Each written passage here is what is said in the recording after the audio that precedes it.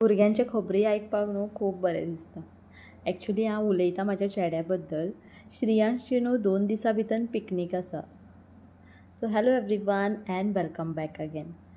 जालें अशें की ताजें न्हू आजून आमी नांव दिवंक ना पिकनिकेक. बट ही प्रॉमीस दिली ताका की आमी तुजें नांव पिकनिकेक दितले, but you should promise us something. Promise कितें हें आयच्या व्लॉगान पळोवया. आनी ताणें दिली ती प्रॉमीस. मातसो हेजिटेट जातालो तो, बट येस कशें कशें करून ताका अंडरस्टँड केलें. सो आयज न्हू मॉर्निंग रुटीन हो पळय स्टार्ट केलो. नॉर्मल टायमाचेर उठलें, बट ह्या दिसांनी हांव सांगूंक शकता तुमकां 5:30 सारकी म्हाका जाग जाता. I don't know why, but till 6 o'clock म्हटल्यार बेडा वयल्यान उठ्ठा.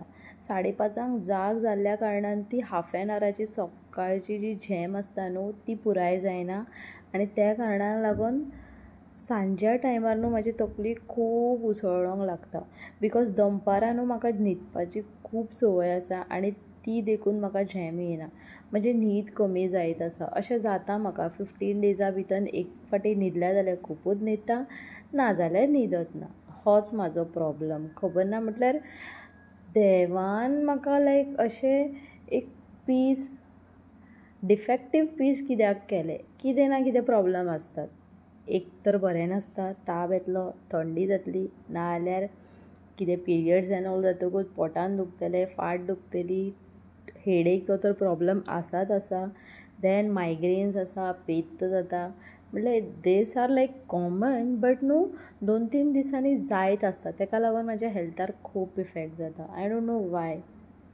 सो आयज सिंपलशें न्हू नाश्त्याक फोव केल्ले आनी बाबूचे डेलीचीत कटकटी हे दिसांनी. फोव नाका म्हणपा लागलो, सो गरम दुदान ताका चॉकोज घालून दिले आनी ते ताणें आवडीन खाल्ले.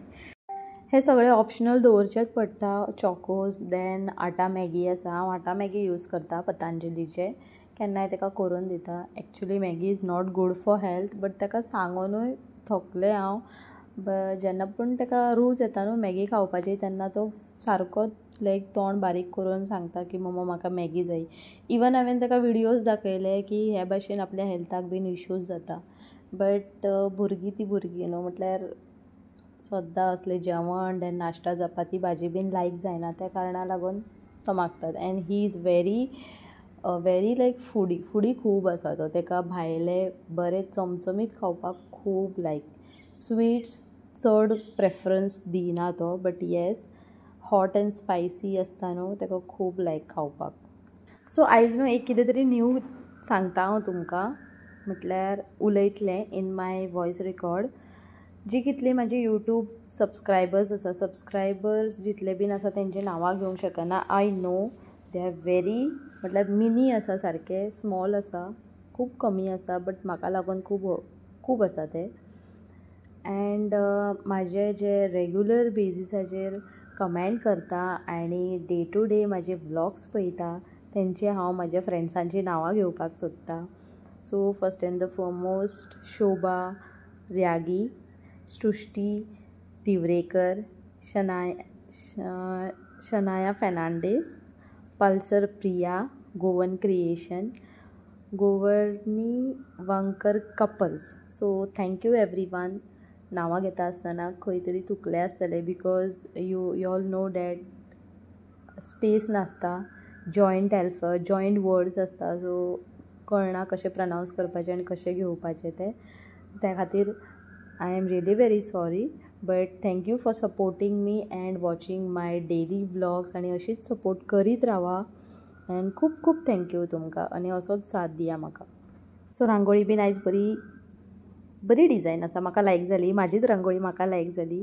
सुशेगाद बसून आयज रांगोळी काडली, बिकॉज कामां बीन चडशी कमी आसली आनी आतां मातशें हेल्पींग हँडूय वाडलें. ताका लागून बरें दिसता लायक एक्स्ट्रा कामां बीन करपाक आनी निवांत भाशेन, नाल्यार सारकी घाई आसताली. ओके, येवयात आतां मेन मुद्द्याच्या पॉयंटार.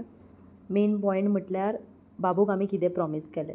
पयलीं न्हू श्रियांश सगळ्या एक्टिविटीजान आपूण होवन पार्ट घेतालो and he was very active in everything. Like अभ्यासानूय बरो आसलो एंड एक्टिविटीजानूय बरो आसलो. अभ्यासान आतां आसा बरो तो, बिकॉज रेगुलर बेजिसाचेर हांव किंवा तेजो डॅडा चडसो फोकस्ड आसता तेज्या अभ्यासाचेर. आसतात आमचे रेगुलर स्टडीज, बट एक्टिविटीजान तो न्हू खूब बॅकवर्ड येयलो. म्हटल्यार स्टेप बॅक घेतलें तेणें आपुणून. म्हटल्यार आमी कितले फोर्स करता, कित्याक ग्रुपाचेर न्हू टिचर घालीत आसता की ही एक्टिविटी आसा, तें आसा, हें आसा, स्पोर्ट्स जावं किंवा आनी कितें जावं, एक्टिविटीज आतां सगळ्या स्कुलांनी चालूच आसता. बट तो घेवपाक सोदिना. So we have promise that आतां आमी सांगलेलें आसा, जर तूं सगळ्या एक्टिविटीजान घेता, we will send you for picnic.